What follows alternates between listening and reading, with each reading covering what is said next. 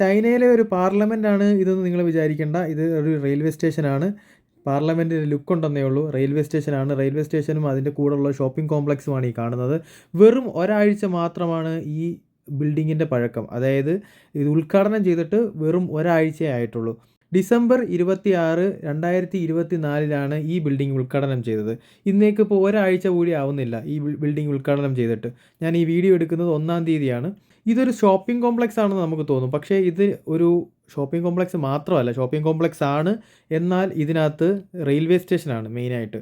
അപ്പോൾ railway station, shopping complex എല്ലാം കൂടെ ഉള്ള ഒരു കിടിലം ബിൽഡിംഗാണിത്. ഇത് ചൈനയിലെ ഷാങ്ഹായ് എന്നുള്ള സിറ്റിയിലാണ് നിൽക്കുന്നത്. അടുത്തൊരു 30 വർഷത്തേക്ക് ചൈനയിലേക്ക് ഇനി വേറെ ഒരു റെയിൽവേ സ്റ്റേഷൻ്റെ ആവശ്യമില്ലാന്ന് തോന്നുന്ന രീതിയിലാണ് അവരിപ്പോൾ തന്നെ പണിഞ്ഞിരിക്കുന്നത്.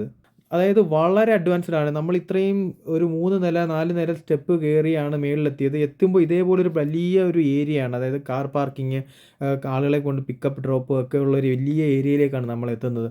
അത് കഴിഞ്ഞിട്ട് നമ്മൾ അവിടുന്ന് റെയിൽവേയുടെ ഏരിയയിലേക്ക്, അതായത് ട്രെയിനിൻ്റെ പ്ലാറ്റ്ഫോംസ് അങ്ങനെയുള്ള ഏരിയയിലേക്കാണ് പോകുന്നത്. ചൈനയിലെ ബുള്ളറ്റ് ട്രെയിനും റെയിൽവേ സ്റ്റേഷനും ഇപ്പോഴത്തെ അവസ്ഥയും എല്ലാം കൂടെ വെച്ചിട്ട് ഞാനൊരു വീഡിയോ ഞാൻ ഈ നമ്മുടെ ചാനലിൽ ഇട്ടിട്ടുണ്ട്. നിങ്ങളതൊന്ന് കയറി കാണുക, നമ്മളെ സപ്പോർട്ട് ചെയ്യുക. വീഡിയോ ഇഷ്ടപ്പെട്ടാൽ ചാനൽ സബ്സ്ക്രൈബ് ചെയ്യുന്ന കാര്യം ഒന്ന് പരിഗണിക്കൂ.